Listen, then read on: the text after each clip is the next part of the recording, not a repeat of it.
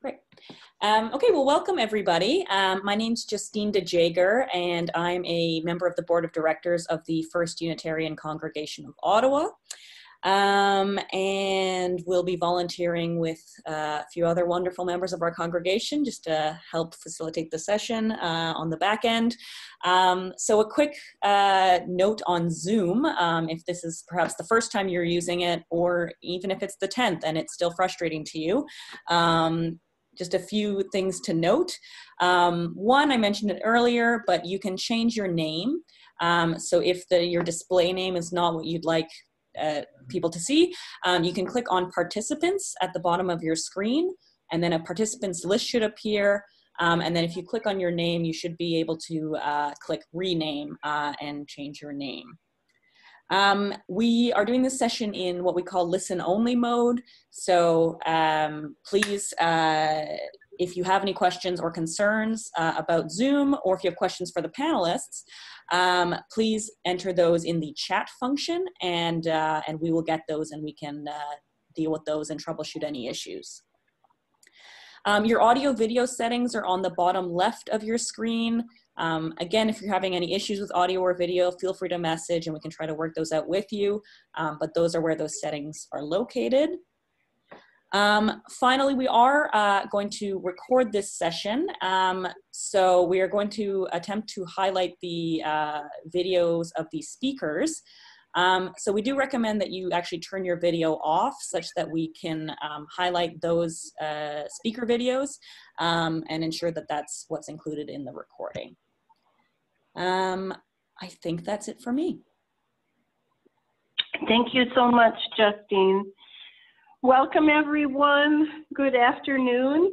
I'm the Reverend Patricia Guzman-Jerez. You can call me Pat. And I'm the minister of the First Unitarian Congregation of Ottawa. I'll be your host and your facilitator. So thank you for being with us today. As we're recording it, when we're done, this session will be put up with the Capital Pride YouTube. So you can recommend it to all your friends to watch again. And if you missed something, you can watch it again. If you've come for the Capital Pride Interfaith panel discussion about welcoming and affirming in congregations, welcoming and affirming LGBTQ2 Spirit plus in congregations, you have come to the right Zoom discussion. So welcome again. In a bit, I'm going to be introducing our panelists, and they'll provide some remarks and more introduction. And then we want to gather up any questions from you that you might have for the panel, as Justine said, in the chat function. But first, some opening words, maybe to set the tone. As we meet together today, we honor and acknowledge that for those of us in Ottawa, the land we walk upon is unceded traditional Algonquin territory, and we are reminded that all Canadians have treaty responsibilities. Like the sacred ground we walk upon, may we treat all who have gathered together in this space that we're sharing with respect. These words from Reverend Penny Hackett-Evans. Each of us brings a separate truth here. We bring the truth of our own life, our own story. We don't come as empty vessels, but rather we come as full people, people who have our own story, our own truth. The virtual space that we share is rich with truth and rich with experience. All manner of people are here, yes? May we all recognize the truth and the story in everyone's life, and may we hear and honor those truths. And with that, I'm just so grateful that we have three speakers who will be sharing a bit of their life and their stories and their truth. And why don't I go around, maybe I'll go in alphabetical order. Today we have a rabbi by their last name. Today we have Rabbi Liz Bolton, and she comes from Or Hanashama, Reconstructionist Jewish community in Ottawa. Welcome, Liz. And also we have Reverend Brian Cornelius, who is here from First United here in Ottawa. Welcome, Brian.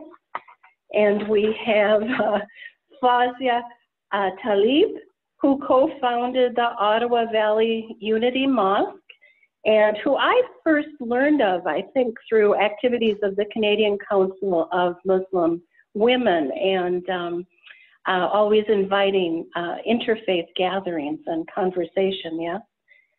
So maybe if just one of you would like to begin and share a little bit before we open up for questions.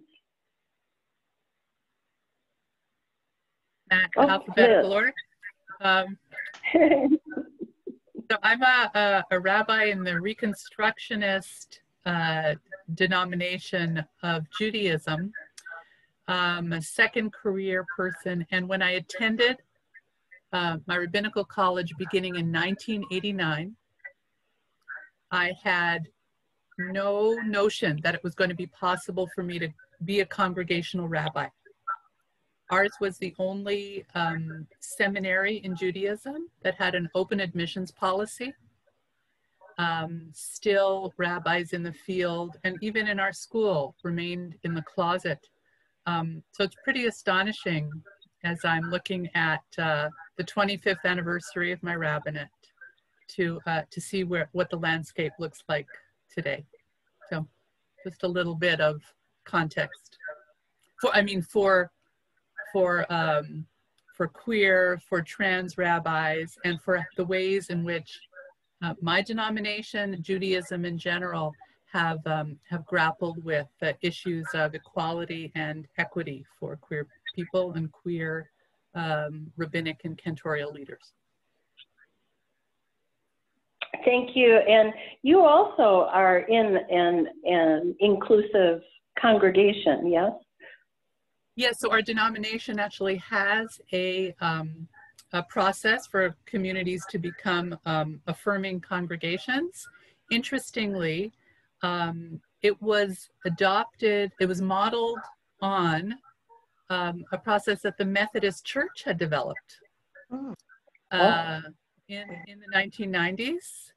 We incorporated some of that work, developed workshops by which communities could affirm that they were welcoming, which of course didn't just mean, saying it, but then embedding certain practices. And I'm proud to say that the first congregation I served as a rabbi in Baltimore, Maryland, was the first affiliate to identify themselves as an affirming congregation.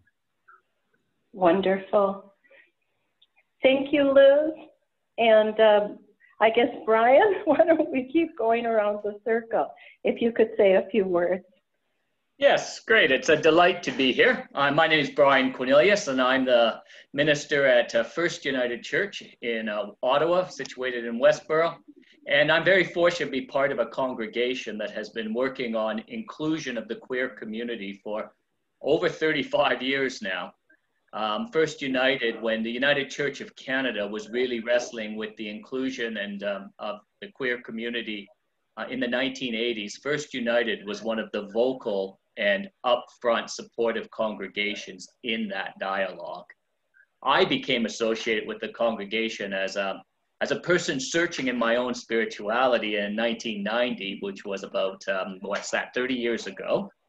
And then I've been the minister at First United for the last 15 years. It was in the year 2000, 20 years ago this coming September, that I came out. So I'm an out gay minister, and First United was a very important part of my spirit journey as I came to terms with my own identity as a gay man. I grew up and was originally ordained with the Pentecostal church. So I grew up in an evangelical worldview, and that particular church would still not include me as part of their community. So I found a home in the United Church and have been celebrating being part of an affirming and exciting and wonderful congregation over the last 15 years. And as a congregation, we absolutely affirm that very core to the Christian identity and message and teachings of Jesus is a community of inclusion. And we have an understanding that Jesus taught us about and revealed God as love, and that Jesus, as a spirit person indigenous to his own lands and culture, was building a community founded on inclusivity, and that this is core and essential to the Christian message. And so we are faithful, not stepping out of the tradition, but we are being faithful to the tradition by being fully inclusive. So I look forward to dialoguing about that more through this time. Wonderful, Brian. And Fazia? Oh, she's muted. Just a minute while we get you on. There you go. Thank you, Pat. Assalamu alaikum. Greetings of peace to everyone and good afternoon. My name is Fazia Talib. I have been a resident of Ottawa for over 50 years, and I'm a co-founder of the Ottawa Valley Unity Mosque, which is often referred to as OVM, and it was founded in 2016 here in Ottawa with the encouragement and support of the El Tawhid Unity Mosque in Toronto. My journey to being part of this OVM founding community has been shaped by, of course, my life experience. I am not a theologian, I am not an historian, and I make no claim to being a scholar or expert in my faith. I am a Muslim by birth, but more importantly, I'm a Muslim by choice. And Islam and the Muslim community has always been part of my conscious being. So my parents were among the first few hundred Muslims to help build the first mosque in Ottawa. That was almost 50 years ago. And the community of Muslims in Ottawa, although they've existed as a community for, in the late 1800s, early 1900s, and indeed the first Muslim to be born in Ottawa was Miss Eva Wahab, born here in 1914, and she passed in 2005. It was still a fledgling community of Muslims in the 60s and 70s. And we came from dozens of different countries and dozens of different backgrounds. But because we all shared that separation of different countries and different cultural backgrounds, we bonded together. And that separation from our places of birth and our extended family connections helped us to find comfort in fellowship and worshiping together, almost as one community. That was some time ago, and much has changed since then. Today, there are numerous mosques and places of worship, and there's some 80,000 Muslims in the city today. These communities all follow different schools of thought and different faith expressions, but Islam itself, while not a monolithic community, we are monotheistic, but people are from diverse sects and different schools of thoughts and have different relationships with Islam. So my personal journey really started about 30 years ago when I became so uncomfortable and disappointed with the patriarchy, the lecturing and the monologues, and the constantly being treated as a second-class Muslim, primarily because I am a woman. So I became aware of gender inclusivity and of women reclaiming our space by leading prayers, by delivering sermons, by defending gender inclusivity with Quranic analysis.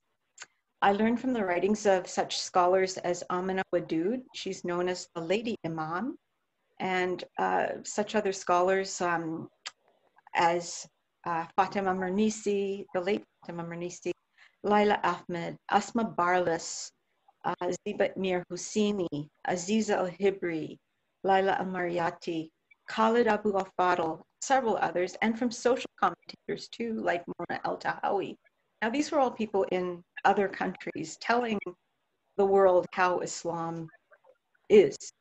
And my journey, though, towards where we are today started with my awareness of the Salam movement, which was founded by El Farouk, an immigration lawyer in Toronto and a human rights activist. So in 2009, El Farouk, Troy Jackson, and Laurie Silvers, Dr. Laurie Silvers, co-founded the Unity Mosque. Since then, there have been numerous Unity Mosques established in major Canadian cities and even in other countries. And the intent of the Unity Mosque is creating an inclusive, Tawhidic Muslim identity, spirit, and safe prayer space where diversity and inclusivity are celebrated and not just given lip service, where the intent of inherent dignity of every human being, regardless of gender, gender identity, sexual orientation, race, linguistic group, ability or disability, religion or class, is recognized as Allah given, as underscored in the Quranic declaration that Allah is closer to each of us than our jugular vein, and without distinction. So those principles really appealed to me, and they were significant to me. I began to attend an annual iftar event that was held here in Ottawa based on these principles, and at that time they were organized by Muslims for Progressive Values and the Universalist Muslims, and spearheaded that formidable Shala. At one of these gatherings, I led my first congregation prayer, and I never forgot that feeling, the satisfaction of that moment. And this was surpassed only when I first attended a peace iftar in Toronto around 2013, in which I performed my prayer behind the Lady Imam, Dr. Amina Wadood, who led us in prayer. And in 2014, El Farouk and Troy visited Ottawa and encouraged us to start a Unity Mosque congregation here. And while ours is not a mosque of bricks and mortar, we gather in spaces loaned to us or rented to us by like-minded faith communities and organizations, including Reverend Brian's space. And we've gathered in homes, in parks, whenever we can, to provide a sense of community and peace and healing to those hearts that need it most. Thank you so much. And thank you for lifting up all those women Muslim authors as well. Good stuff to read. Even though I'm not the main person here, I might as well share a little bit too. I grew up Unitarian Universalist. I've been so all my life, and I'm really old, so that's been for a very long time. And I just want to say that as part of Unitarian Universalism, I never knew anything but being welcoming and affirming. I grew up in a church where people were going through transitioning. I grew up in a church where the pillars of the church were queer, and so I never knew until, you know, you hit high school and people are mean, and you realize, oh, maybe other people don't feel the same way. And when I went to college and I ended up majoring in religion and then going years later to seminary, I made a study of how do people use scripture to support hate and exclusion, because I didn't get it. Because the way I was raised, all faiths and our own were about love. So it was quite a puzzle, and my eyes were opened, but I still believe at the core that faith traditions, you know, that people are trying to be good, and that love, neighborly love, is really at the core of it. And I think even the four of us had talked about how we realized the principles that we feel so strongly in our own faith communities really can be found in so many different places. It's not just exclusive to Brian's community or Liz's community or Fazia's community or mine. You will find it all over the place if you look. So that was just one thing I was going to say. And for us, we have principles that most Unitarian Universalists agree on. And the first principle is the dignity and worth of every individual. And it doesn't say every individual except, it really says every individual. And that's just part of my bones, I guess, is the way I would say it. And what I so fiercely try to support. First U in Ottawa, and also the Unitarian Universalist Fellowship in Ottawa, we're on the east and west side, are welcoming congregations. And as had been said before, there was a process in the Unitarian Universalist congregations, even though it kind of was part of us from the beginning as far as I was concerned, some decades ago. After I was older, we started to have a formal process where people could be, the congregation would go through a process to state positively that we were welcoming and affirming. So I don't see yet a question. Are there, would folks like to send out questions? Did you put it on the chat? Anything that you would like to ask now that you have an opportunity to ask anything just about of a clergy person? Oh, we got one. So I got a question here. And this really, each of you could take a turn at this question. For those of you who may or may not be aware, Christianity, Judaism, and Islam are called the Abrahamic traditions because they all see Abraham as a father. There's similar scriptures that we share or have looked at in our own way. And so let me ask you the question, and each of you can take a turn. The question is, how do you help trans queer members create personal spiritual connections to the community or to the religion when we aren't reflected in the traditional cis-hetero narratives that are celebrated in Abrahamic religions? Oh, that's a good question. Do you want to think about that a while, or is anyone ready to dig right in? Brian, do you look ready to dig right into that one? Well, I think Liz should probably go first on this one. Well, you mean because of the evolution of the Abrahamic traditions? Is that? Yes, something like that. Oh, thanks a lot. Sure, fine. So let's start at the very beginning. Right. Well, in fact, the very beginning actually is where I do want to start, and that's in our canon, variously called the Hebrew Bible or the Bible or Tanakh or Torah. So I think perhaps what the questioner might be alluding to in part is that our very canon has been used as a cudgel, has been weaponized, that the sacred words of our texts have been used to cause significant, serious, and prevailing harm in the name of holding up the tradition.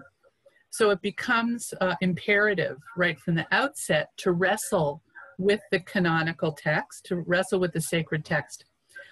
So one thing that I love about Judaism is that it's understood that there is not one meaning to any given text. The sacred text comes inherently with layers of meaning. So one meaning could be sort of in what context was it created? And it can go all the way over to mystical layers of interpretation.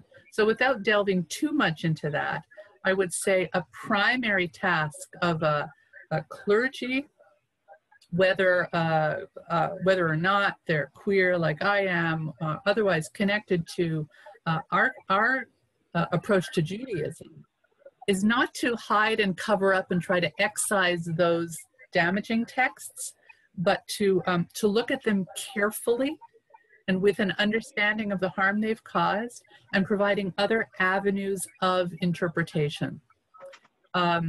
We love the text. There was a text you alluded to, Pat. I believe it was that passage from Leviticus that somehow goes around the whole circle of the community of religions to love one's neighbor as oneself, or treat others as you wish to be treated.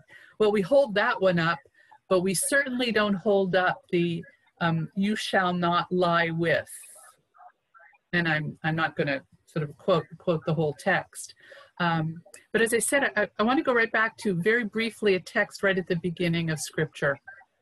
And that's the creation of human, because the questioner also talked about the apparent binary and the reinforcing, even in thinking, trying to make our patriarch egalitarian with the matriarch and talk about Abraham and Sarah, then we're still talking about that kind of normative heterosexual model. When we look at the verses about the creation of human beings, I contend that it actually suggests that they were created in the divine image.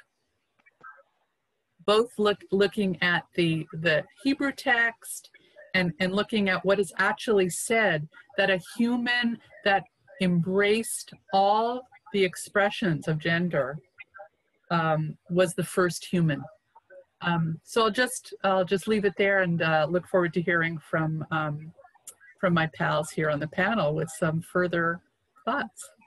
Yeah, if I could go next, I think Liz really said pretty well everything that I would want to say. I'll highlight two things. First of all, whenever we talk about the Abrahamic tradition, that is the way that it's talked about in the scriptures, but we have recognized that we need to use much more inclusive language. And so I'll often talk about the orthodoxy between the Orthodox, that there was an inclusivity that is part of the spirit of the original intention of the sacred wisdom in the texts, and that we are more faithful when we include that. So we don't want to talk about, we talk about Sarah and Abraham, and we include all of the, when we talk about all of the women who are part of the tradition of birthing our tradition. And that also then goes into the life of Jesus, who was surrounded by women, but we tend to only hear about the men. And so we recognize that there is a patriarchal prejudice in the text, but to be faithful to the to the tradition, we have to challenge the patriarchal prejudice by getting underneath the text. And that's where the text that Liz has lifted up, the original creation text, and there are many other texts like it throughout the Hebrew scriptures and the Christian scriptures, which point to something more, something that may have even been somewhat silenced, like the Sophia wisdom of the Hebrew scriptures, and which is then captured in the life of Jesus. So I remember reflecting on the creation story and titling my reflection, "They is Good," because that captures the meaning of the text. And that's why, you know, as a faith community, we would say that if we're faithful to our tradition, we cannot help but be inclusive, because this is what comes from the very heart of the sacred, comes from the heart of God. And so really struggling with these texts and dancing with them, and then you begin to see other texts differently. I would suggest that there's a lot of intrigue in the Jonathan David story. I would suggest that there's a lot of intrigue in the way in which John the Apostle is talked about. There is a wonder to the Naomi and Ruth story, and so we may not be so herto as it has been interpreted. And so, and the Midrashian tradition of the Hebrew people invite us to play and be imaginative with the sacred stories, because that's what touches our own stories. We bring our own stories to interpretation. It is as valid in bringing our own stories and then seeking the wisdom that comes from the text. So I think that's... Thank you so much. Fazia, would you like to add? Yes. Or tell your piece? Yes, I the words that have been shared by Brian and by Liz, in that at the Unity Mosque, we are also re-examining the traditional texts. So in addition to looking for those layers of meaning and looking for the new or different ways of looking at what we've been traditionally taught and the stories that have been traditionally related, we have endeavored to look at the meaning of certain words that are traditionally translated in a particular way, and looking for the numerous ways in which they can have meaning and interpretation. In addition to the language and the storytelling, physically, we provide a space that promotes equality. It is a gender equal mosque and an LGBTQ affirming mosque. So we embrace a compassion-centered vision of Islam, and that celebrates diversity and the concept of shared authority and equal divine agency for all gender orientations. So we welcome Muslims and non-Muslims alike, and we provide that safe space for everyone to express their own understanding and experience without telling anyone else that they're wrong. So it's my Islam rather than a singular or monolithic Islam. And the Unity Mosque is informed by many different schools of thought, by Sunni, by Shia, by Sufi, and other Muslim and non-Muslim traditions.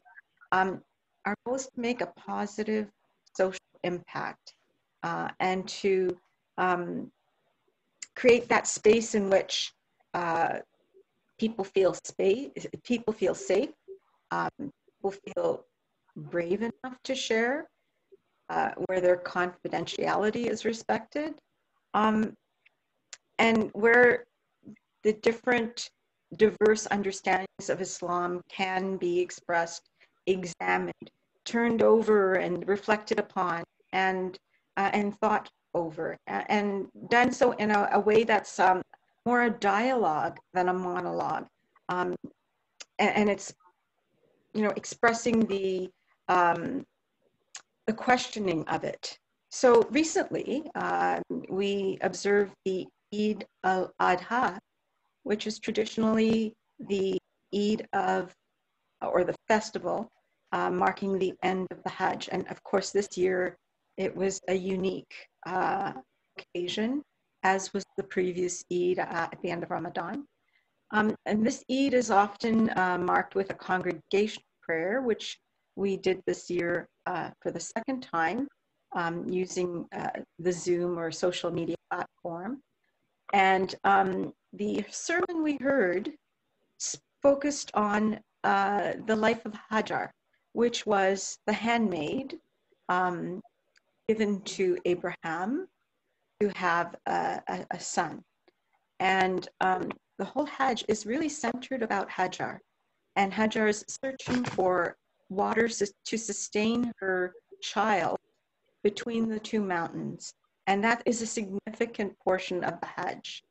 I'm told. I have not been to the Hajj myself, but that story is so often forgotten. And a lot of the traditional tellings or sermons around the Hajj is focused on the story of Abraham and his offering his son in sacrifice to God as a way of showing his piety, but forgetting the importance of the role of Hajar and the role and her identity as a single mother, as almost a mother struggling economically and physically and emotionally. And there was a lot of fodder, a lot of things that fed, I think, our congregation from that sermon and that interpretation of that sermon, that interpretation of that story. We have similarly re-examined, traditional interpretations or translations, meanings of opening prayer, the Al-Fatiha, which is traditionally heavy with translating God as someone with a gender. So in the Unity Mosque, there is no gender associated with God. We will use she or he or it, and we suggest gender neutral and non-feudal origined words. For example, the word Rabbana is sustainer, nourisher, or cherisher, not Lord. And the word taqwa is being God conscious rather than God fearing.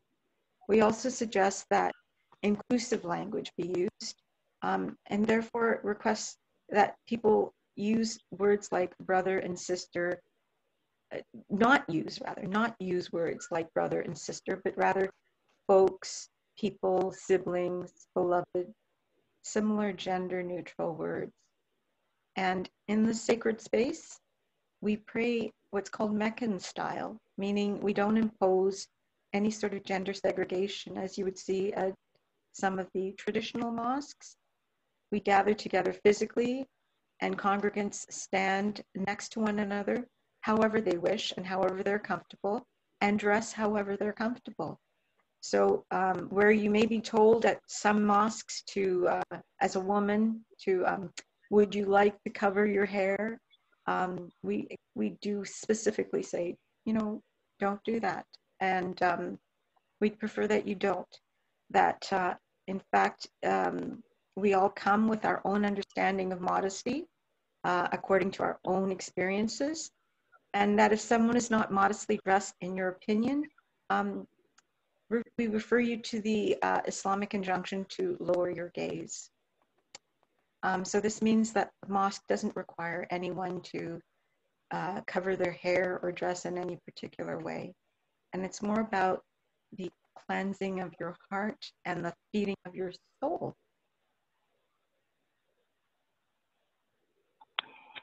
Thank you. So I thank you so much. I go back to the original question.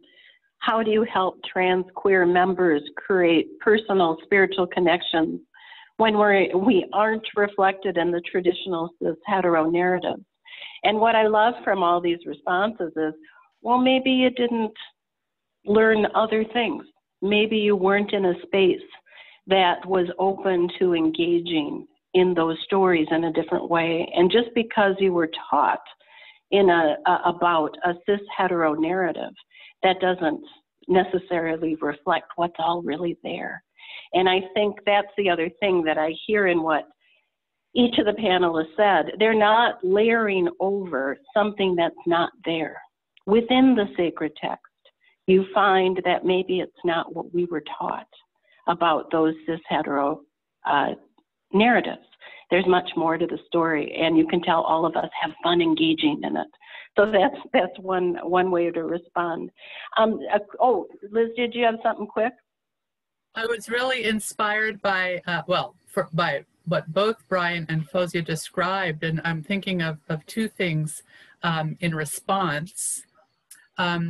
One, Brian, you alluded to the wisdom tradition, so I immediately flashed on in the book of Proverbs, in chapter 8. It pretty much says in the text that woman was wisdom, the figure of woman wisdom was there before creation, before everything else. So again, and Fozia was talking about the attention being paid to how we name sort of the sacred presence, and in addition, therefore, how we name each other. So my goodness, even in the text, there's a hint of, if you will, a feminine divine, which you might then suggest, oh my gosh, are you telling me that there is, that it didn't all start with God? Well, again, so it's all about wrestling with those impulses in the tradition.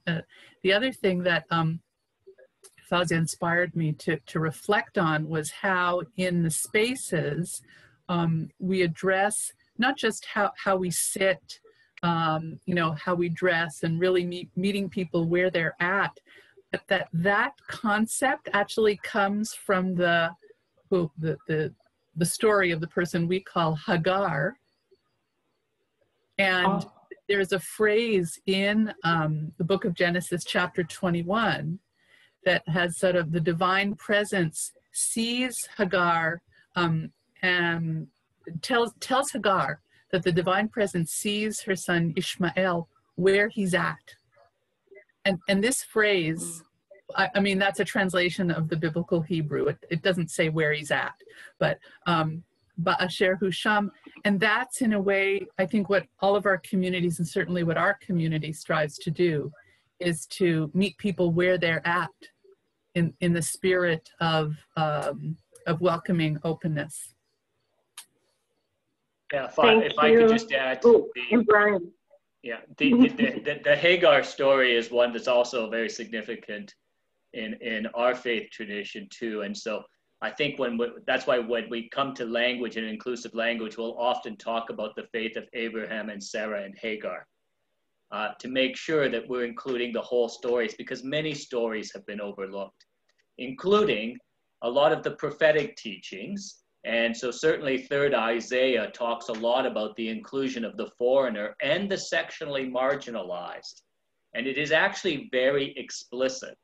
And that was never lifted up for me as a child. And that tradition, that Isaiah tradition, is also then reflected in the narratives of the early Christian community, especially in the baptism of the Ethiopian eunuch. You have these reflections of a very prophetic tradition that was stepping outside and challenging its own tradition. And so you always have to remember the sacred texts are in dialogue with one another. And so that's what makes them even more fun, you know, so that you can dance with the texts. And the invitation of the Spirit, especially the Sophia wisdom, is to dance. Not to bow down to, but to dance with. Beautiful.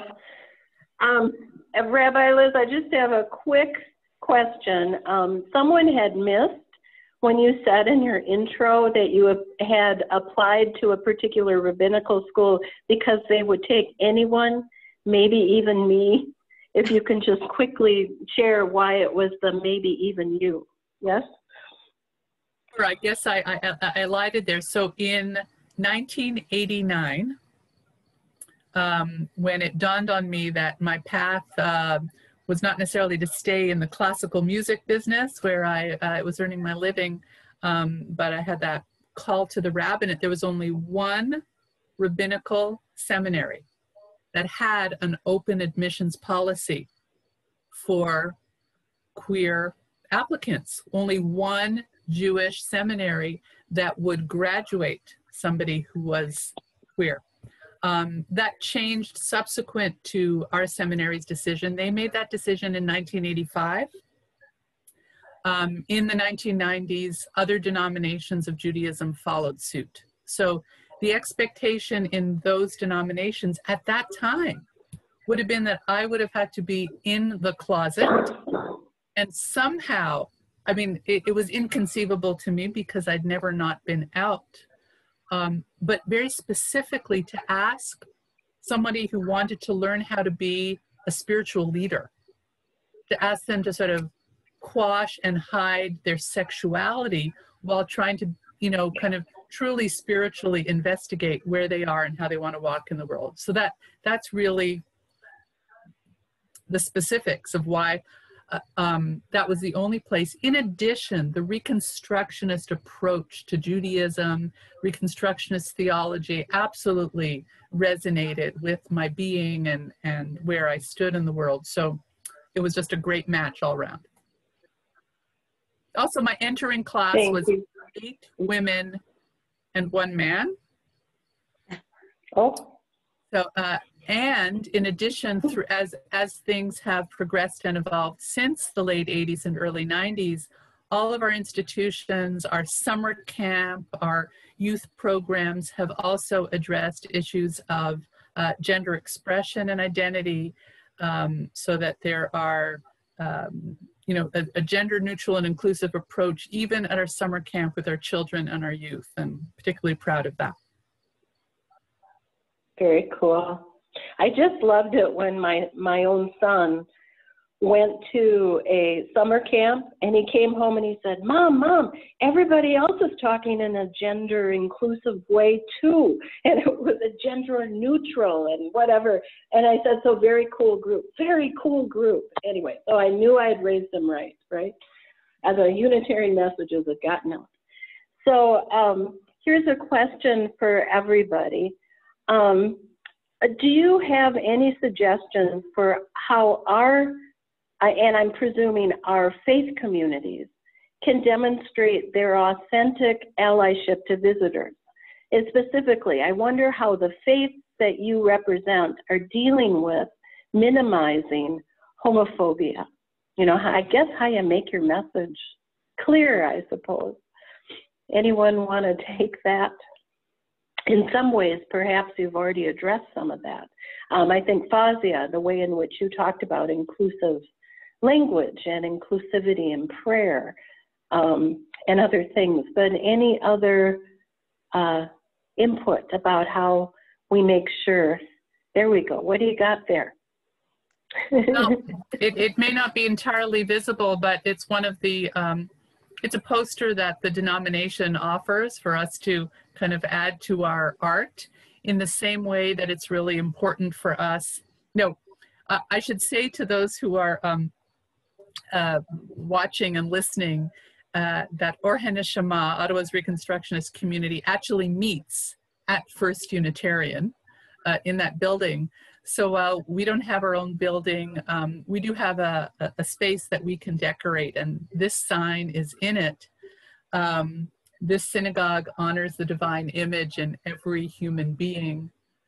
You are respected, appreciated, and warmly welcome here, whether you are Jewish, Muslim, Christian, Hindu, or any other religion or no religion, transgender, non-binary, cisgender, or anywhere on the spectrum of gender identity and expression, gay, straight, bi, or anywhere on the spectrum of sexual orientation, a person of any racial or ethnic identity whatsoever, a person with a disability, whether visible or not, a person who was born here, who has moved to live here, or is just visiting. And I think those and other aspects of visually messaging, sort of what can be present and what should be present and understood, even if that an individual representing that group isn't in the space in that moment. I think that's one piece of what the question is looking for. If I can just share too, you made me go look for every time we open up our service, we say, whatever your heritage, whatever your faith, whomever you love, and however you identify, today you are a part of our spiritual community. And I think, so right up front and right in the vestibule is the rainbow flag, and you know, to just put it right up front, right? And make sure people know. Brian or Fazia, is there anything else you'd want to share about how to help, besides the fact that you preach about it and you go to the Pride Festival and you make sure you're present where you should be present, and you stand up for what you should stand up for so people know, right? But anything else to share about how to make sure folks who visit, folks in your congregations know what you're about, right? What you feel strongly about in being inclusive. So I would say that you know, yes, indeed, we do try to be visible everywhere we can. We are a volunteer-driven organization, as so many are. And, you know, most of us have other jobs and we do this in our spare time. So it's not always possible for us to be everywhere that we would like to be or that we should be.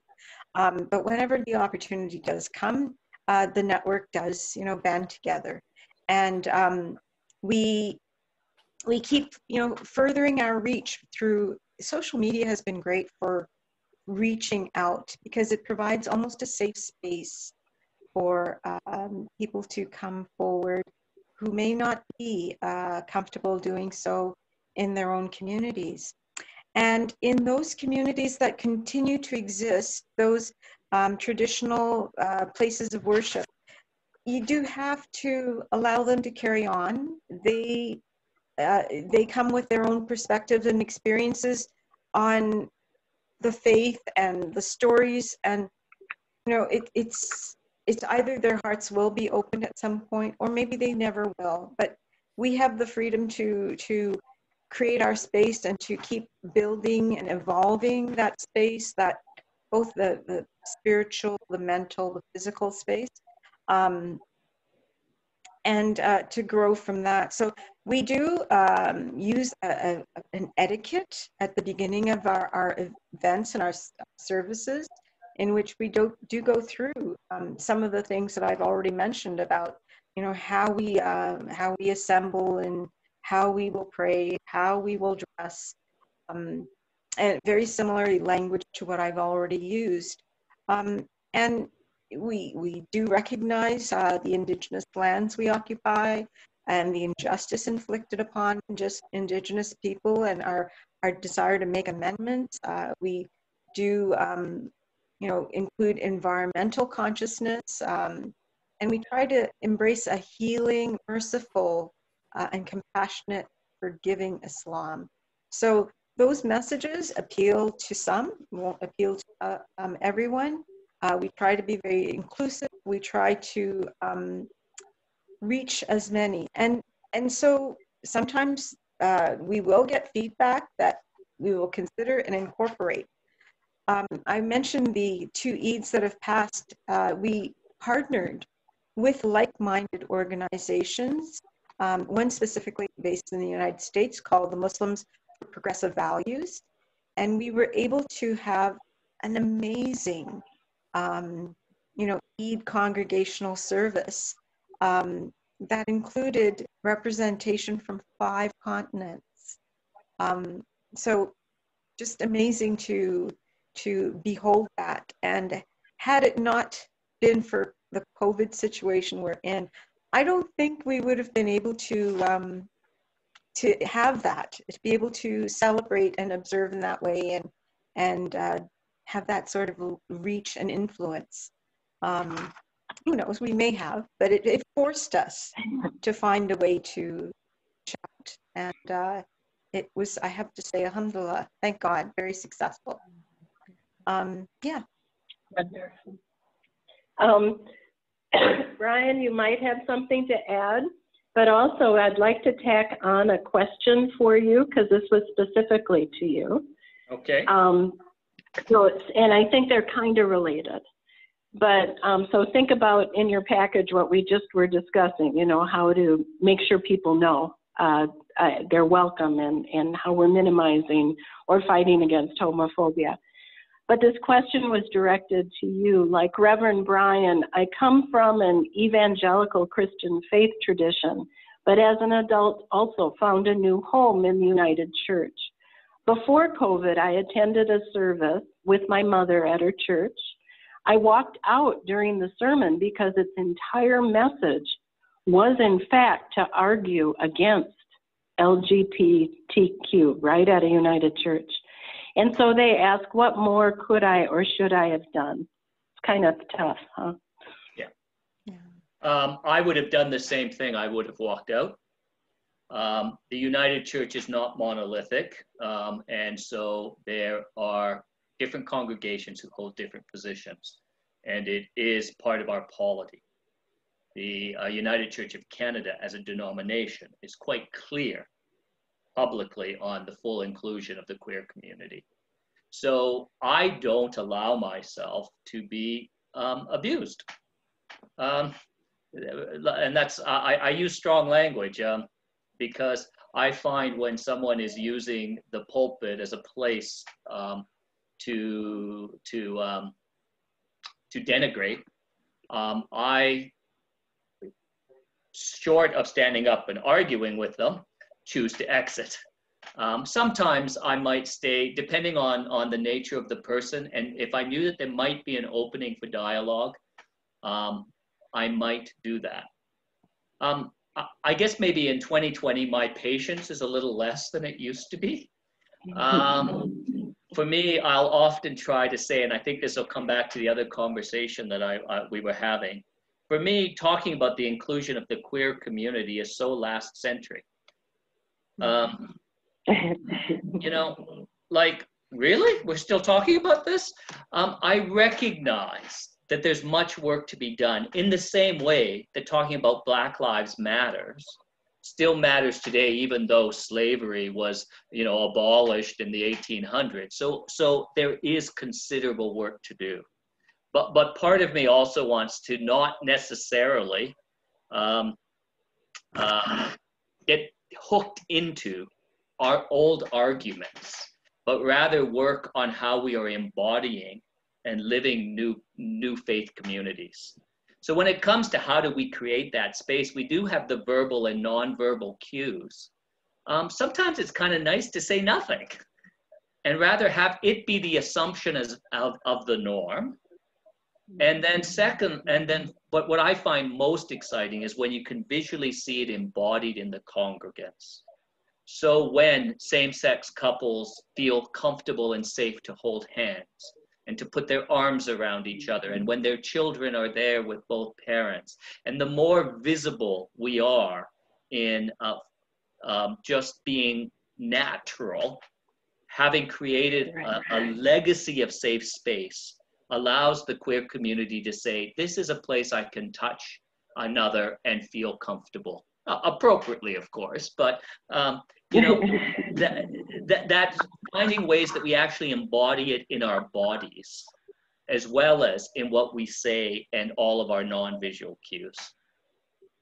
So, and I don't know if I got to the other person's questions completely, and be happy to dialogue about that more. It disappoints me when I hear of that experience in a United Church now. I mean, that grieves me to no end.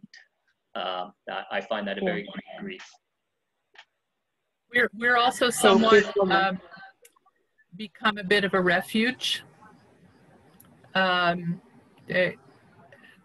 Not so much within our denomination, but from other Jewish spaces.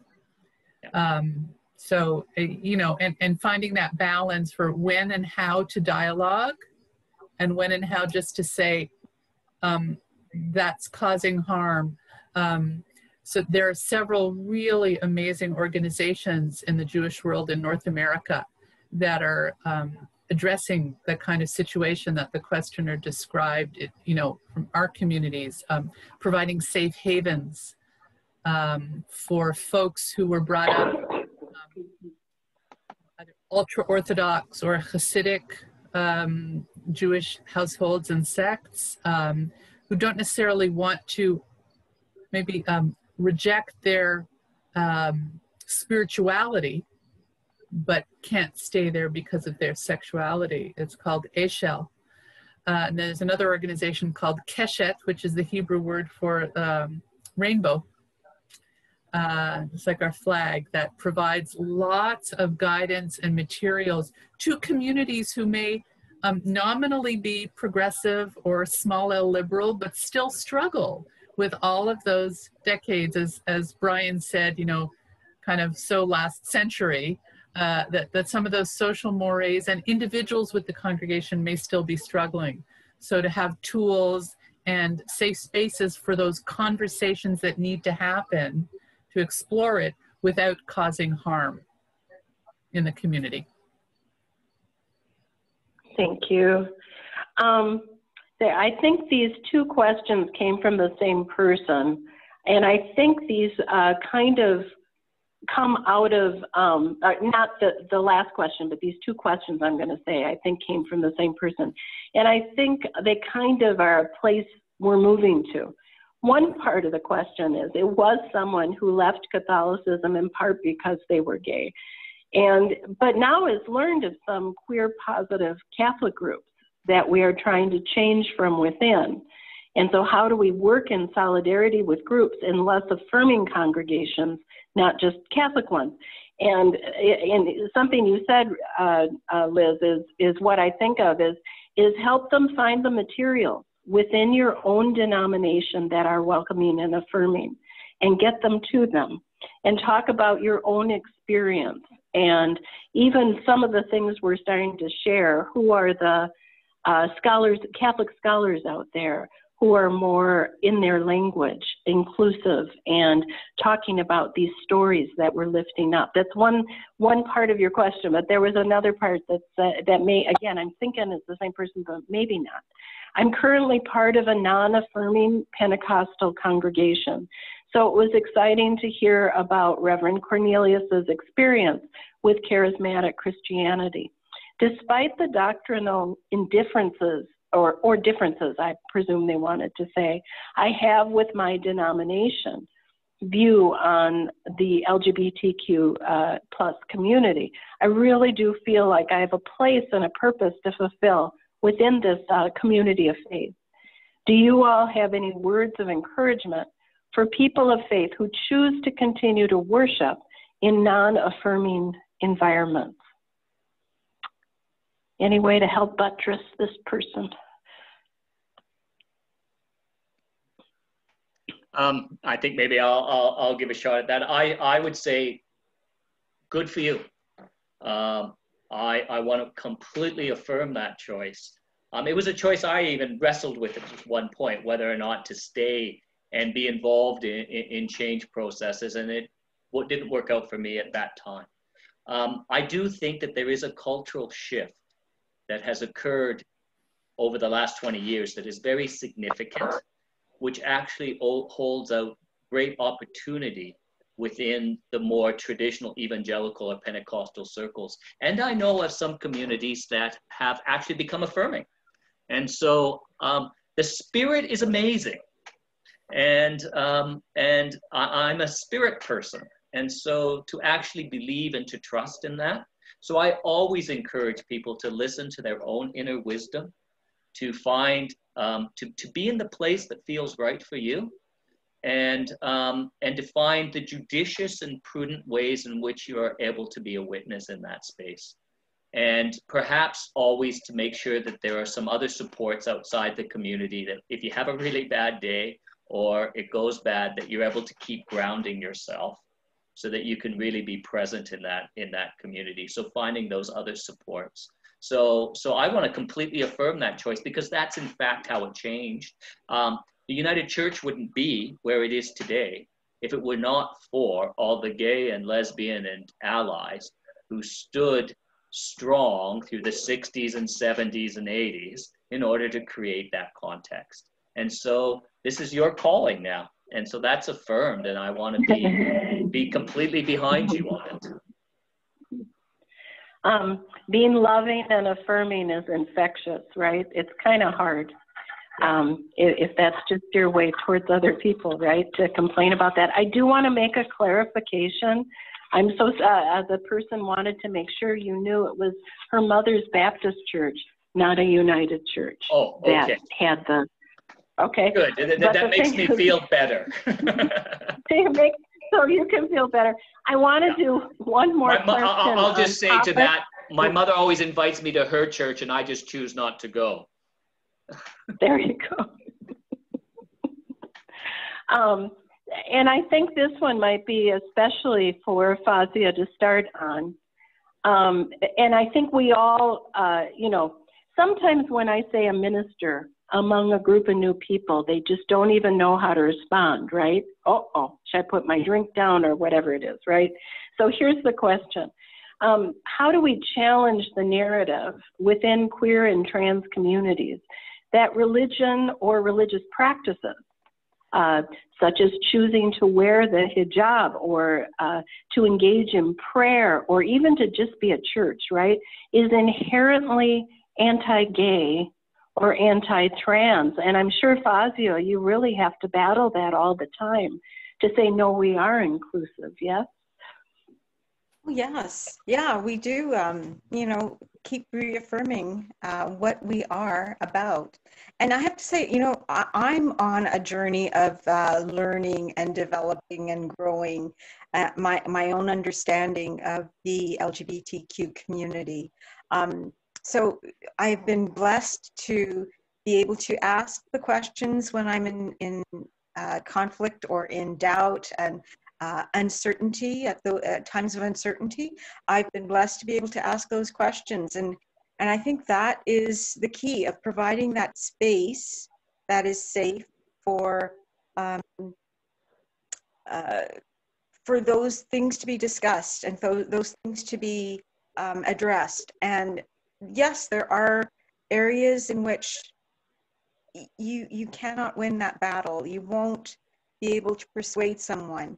So you deal with what you are able to deal with, because we all have our different capacities, whether of knowledge or our own emotional capacities to deal with the challenges we face in life. And the Unity Mosque and the community of like-minded Muslims are here to provide that safe space. So the expression Allah loves us all is at the heart, in fact, the bedrock of the Unity Mosque. And it's the prominent message you will see when we participate in the Pride parades. We strive for an Islam rooted in liberation and justice, and in the freedom to find our own way to Allah in whatever way we are able, whoever we are, whoever we love. We can indeed be queer and Muslim. And sometimes it takes a lot to journey to that place where we can affirm that, not only in a public forum, but even privately to ourselves. For those of us who've been raised in very traditional ways of observing the faith. But creating that opportunity, that space for safety, for learning, for growth is, I think, how one of the ways we can tackle this. There's a part of that question that I'm really interested in, and that was the aspect about representing a faith in sort of secular and possibly even progressive spaces. Did I understand that part of the question? Sort of how do we bring not just acknowledgement, but sort of the legitimacy of being a queer person of faith into the queer community space? And I'm just going to expand that just sort of generally in activist circles or in, progressive circles or civic culture. There's that tension. And I think for some secular folks, it's because they've also been fed a very patriarchal and limited perspective on what religion and what God is. And I want to be able to enter into dialogue and say, well, that's a God I don't really have anything to do with or believe in. We've shaved God's beard, knocked God off the throne, and there actually is no throne and nobody to shave. So it also becomes a question of asking for equity and respect in those secular spaces for this approach and this kind of religious expression. Yeah, I would add to that if I could. Often when I'm in a queer setting or in a gay bar and somebody asks me what I do, it's often a conversation killer. Or it adds more intrigue. And so being able to talk about that and to express that is really important. And so, but I fully understand why that reaction exists, because I fully do understand how traditional religion for a very long time harmed. And so I'm not judgmental of that reaction at all, but choose to engage it because people people express spirituality in many ways, and many outside of institutional church, and I have lots of commonality with them. And so I love celebrating the multiplicity of the ways in which people give expression to their sacredness. And so if I'm lifting up someone's sacredness, I'm not doing an apology or for who I am or for what I stand for, but I get, again, to dance with them, to say, here's what we have in common. And that's very liberating. Yeah. Thank you. And I think, oh, go ahead. Go ahead. So in addition, there have been opportunities at, at scholarly events or conferences, religious conferences, in which the mosque has been invited to participate and to present that perspective to a larger community. And it has let, I hate to say it, legitimacy to the mosque and the values of the mosque. So, for instance, there was, I think it was called the World Conference of Religions in Toronto, maybe 2 years ago. And we did have several opportunities to run workshops, participate in workshops, and share these views. And it opened maybe some eyes and some hearts of others in the Muslim community and who were previously not aware of this. And it has also maybe built some bridges amongst like-minded communities or strengthened ties with like-minded communities, providing us the platform, the sounding board, the opportunity to share who we are, what we stand for, and raising the awareness of others. Sometimes it's as simple as that Pride Parade, I think, is one of the most amazing events I have ever attended in terms of reaching out to other people. And I have to tell you, last year when I participated, I've only participated in a handful, 2 or 3 of these Pride Parades. But last year amongst the people, I saw someone from my nephew's high school who was there dressed in his regalia. He does not dress that way, who's Muslim, by the way. He does not dress that way in the school environment. And the other thing that happened was this young woman seeing our signs, seeing the sign prominently saying Allah loves us all, came over to us and came over to one of us who was holding that sign and said, "Can I just give you a hug? I needed to see that. I needed to hear that." And that does lend a lot of legitimacy, encouragement to our struggle. Thank you so much. I'm recognizing the time. There are a couple of other questions, but we did want to respect the time. I do, I'm going to highlight one of the questions that remains, because I think it's an excellent point. Someone asked, does the whomever you love, which was part of what we say in the opening of our services that I read, does the whomever you love kind of language, excuse me, such as love wins, etc., go far enough? I'm wondering if it recognizes the persecution people face for sexual practices, not just love. The reality is trans and queer sex workers and others are excluded because of sexual activity, not love. Are faith communities prepared to be explicit about diversity of sexual lifestyles beyond just monogamous gay marriage? I know I can speak for Unitarian Universalists that recently polyamory was a struggle. However, I would invite you to go to the Canadian Unitarian Council's website, and if you have trouble finding it, there's a wonderful in-depth statement regarding polyamory. But I think you will find in especially amongst us progressive voices in our denominations or others, you'll find that this is something we do want to open our arms to and be accepting of as well. and we still are working on each other in terms of being, making sure people understand how inclusive we mean to be, and how welcoming we mean to be. But an important point to bring up. I'm sorry we didn't get to everybody's questions. I think we should wrap it up. One of the things that Capital Pride really wants to make sure is that every year they have something from the faith communities to really battle against this impression that there aren't welcoming and affirming faith communities, to battle the impression that we each, there isn't a home for everybody, a spiritual home for everybody, because I can tell you probably all of us feel there is a spiritual home for everybody. And it may not be my home, but you're welcome, and try it out, right?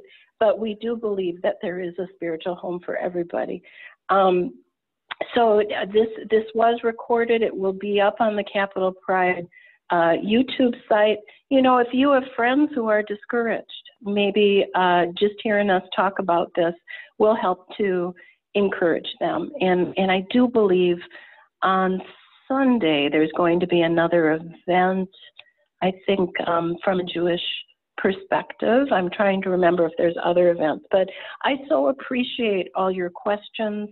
Thank you so much. We're going to, as we end, we're going to put up contact information for each of our congregations and communities. We're also going to hear a song from Abby Bettini's, who likes her music used in justice ways. And this is performed by our musical director. Our service last Sunday was our annual Pride service, and all the music came from queer folk. And so this is one of the ones we'll feature. Hopefully we can play it for you. And I am so grateful to Brian and Liz and Fazia for sharing with us. Thank you so much. These are three people I've admired from afar. I'm so glad that you were here with us. So why don't we play the music and show our contact info. Maybe this is a beginning of conversation, not the end. And have a really good day. So take it out, my tech people. Thank you to my tech people. Love, love, love. All we need is love, love, love. All we need is love, love, love. All we need is love, love, love. All we need is love.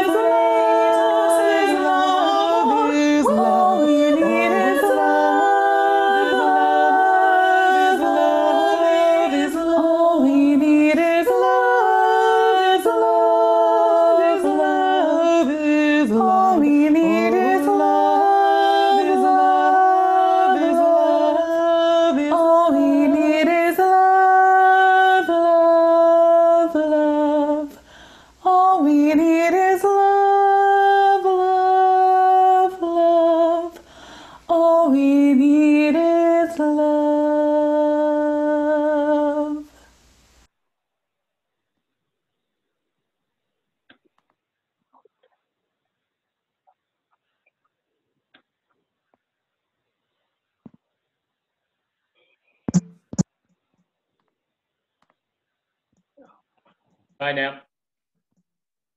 Bye-bye.